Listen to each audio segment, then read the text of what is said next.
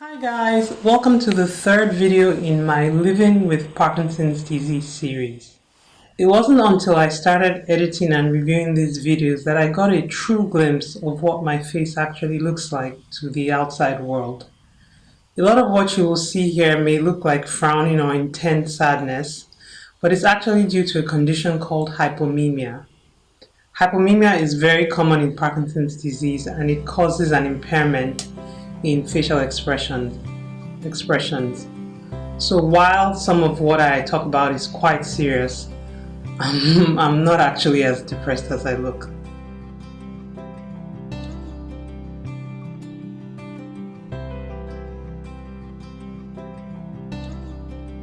I think dealing with these types of symptoms lead to the third symptom, which is anxiety and depression. And for a long time, this was a big issue for me.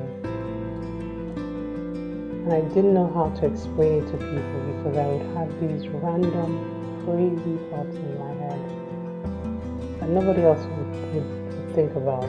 Things that would not cross another normal person's mind. Would cross my mind and cause me fear. Over time, I've had to learn to rein those thoughts in. I've had to learn to rely very strongly on my faith and belief in God to be able to stem those fears away. But anxiety and depression is a real issue that people with PD deal with, and it's very difficult because it's not something that is seen.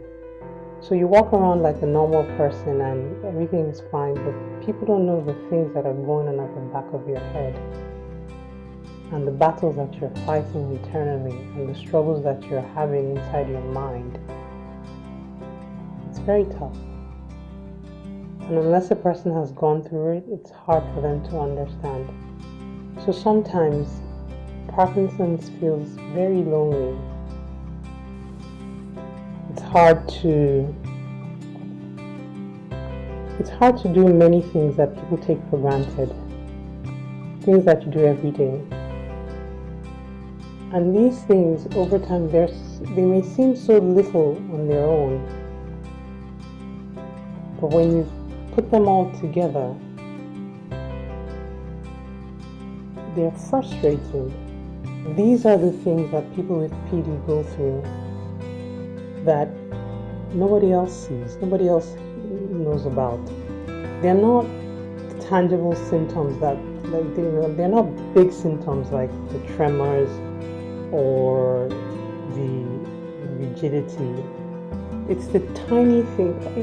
It almost feels like the big things I can deal with. I know how to handle them. But those tiny little things, they're like little drops of water that make a mighty ocean. Little tiny drops that individually on their own, they're not such a big deal. But when you put all these things together, it's a lot of pressure. It's a lot of pressure for somebody to handle.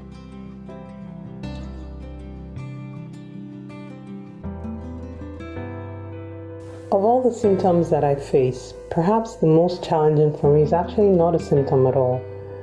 I would say it's a byproduct of the symptoms, and it's the feeling of not being enough.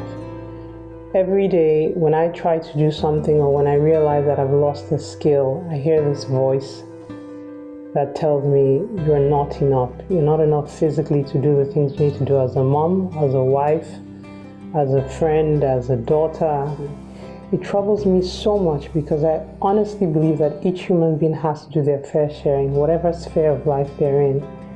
And I'm not able to do that. I have to rely on people to help me to do stuff. I have to allow other people to help me, and I have to accept their help.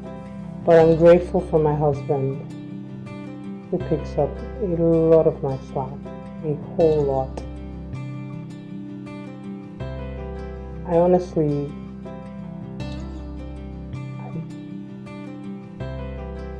I don't know where I would be without him. I really don't.